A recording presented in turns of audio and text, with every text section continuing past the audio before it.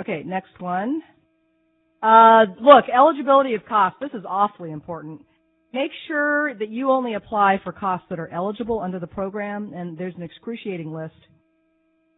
And so make sure you have looked at it. They vary by what you're building, whether it's adoption, public computer center, or infrastructure. So study those closely. Next slide. You must show that you're meeting one of the 5 statutory purposes of BTOP. And so I put them there because you have to say this right up front in your overview. So essentially it's, serving unserved and underserved areas.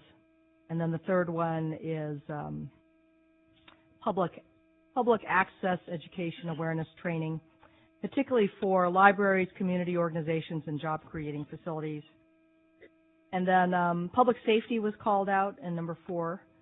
And I do know that California's public safety agencies may be applying for some money.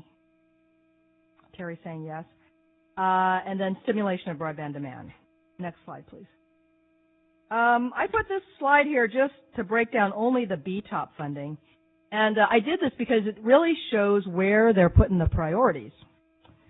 And you'll see the priority by money is on broadband infrastructure for access. It's $1.2 billion out of the 1.6. And then there's much smaller amounts for public computer centers, sustainable broadband adoption, and then they put some aside for the National Reserve. So it's about pipes, whether wired or wireless. Next one. Okay, so this is interesting. This is other requirements. We've talked about most of these, but look at the second one. Demonstration that the project wouldn't occur but for this federal grant assistance. That's important. And then, indeed, in-kind contributions is considered okay as a match. Awards are technology neutral. Next slide. Okay, scoring. 100 total points, 4 different areas. Next slide. This is purpose. You got to get brownie points for your purpose. You have to collaborate, hopefully, with others. You get extra points. They've called out healthcare, education, and kids, and they've called out socially and economically disadvantaged small biz. Next slide. Benefits. This is interesting. On last mile projects, they say additional consideration will be given to someone who commits to offer wholesale access to the project facilities at reasonable rates and terms. So you get goodie points if you build something and then you agree to resale it out to others. I want to mention that. Middle mile. They're going to look really at how great an impact you're going to have on the area, particularly the community anchor institutions and public safety, and the level of need. That's pretty important. Next slide. Viability, is it technically feasible? Is your management team got experience? Is your community supporting you? How fast can you start the project? Again, that's about jobs. Next one. Budget and sustainability. If you come in and you say, look, I only want 50% Fed money, it gets you brownie points. So if you got a lot of money, that's a good thing. Next one.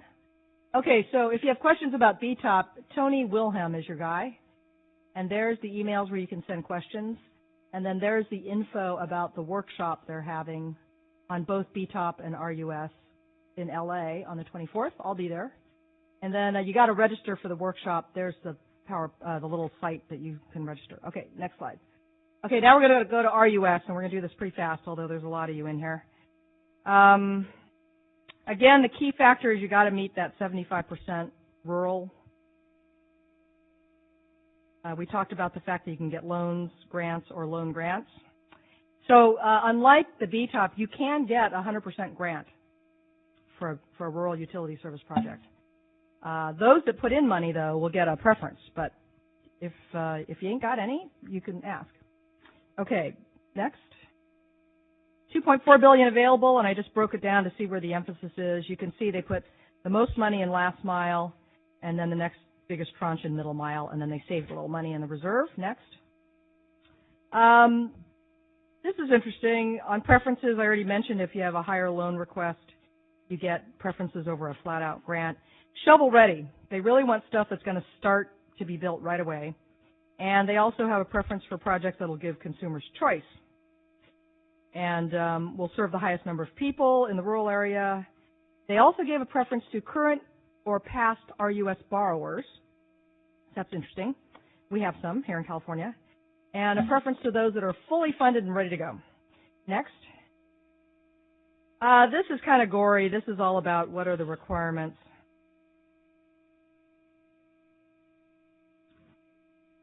I think really the last bullet is pretty important. They want projects that are financially sustainable, and you got to show it. So they said what they meant by that is where the applicant is able to generate a minimum current ratio of 1 by the end of the forecast period, and you can show a positive cash balance for each year of the forecast period. And then they talked a little bit about, if you have overlapping service areas, how they're going to deal with that. The person with the most people in the service area is going to win. Next. Okay, this is purpose. Farm team from those big square states got some big wins on this one. They give you points for how many rural residents you're going to serve, very rural areas, and remote area targeting. Past RUS borrowers get extra points. And on that last point, they talk about if you collaborate with other government development programs and Recovery Act construction projects, you get a brownie point. And we looked it up. It means, for example, DOE's Smart Grid Investment Program and HUD's Public Housing Capital Fund, in case you were wondering what that meant. Next. Project benefits. So here's the part where you get more points if you're faster. If you offer faster speeds, let's see, for wireline, if you're going to deliver 20 megabits per second up and down, you get extra points. Wow, 20 megabits. Cool, I want that. For wireless, it's 2 megabits up and down. Extra brownie points, okay? And then they have some goodie points for some affordability, except they didn't define it. I don't know how the heck you're supposed to prove that it's affordable. And if you're the second competitor in, to give consumers choice. And then if you promise to give a 25% discount to critical community facilities, which I would guess are things like public safety, schools, libraries, stuff like that. Okay, next slide. Okay, viability. I think this is all pretty straightforward. You get a couple points if you have letters of support from your community and community leaders, so start getting those letters now. And then you have to try to start the project right away, so again, get on your permits. Next slide. This just shows on budget, you get if you have more matching funds, you get more points. And then on grants, you get more points if you ask for a loan instead of a grant. We said that already. Next one. Okay, if you have questions about the Rural Utility Program, this is the guy to call, David Villano. And then there's the email to email questions. They have a fact sheet about the BIP at that. And then remember, they're going to be at that July 24th LA event too. Okay, this last one just has generic requirements for both BIP and BTOP. The Buy America provisions at the end, those got waived for some broadband equipment, but not all of it. And there's a link there to that ruling. That is gory, but we did it. Thank you very much. And I hope I wasn't wrong. If I was wrong, if I said anything wrong,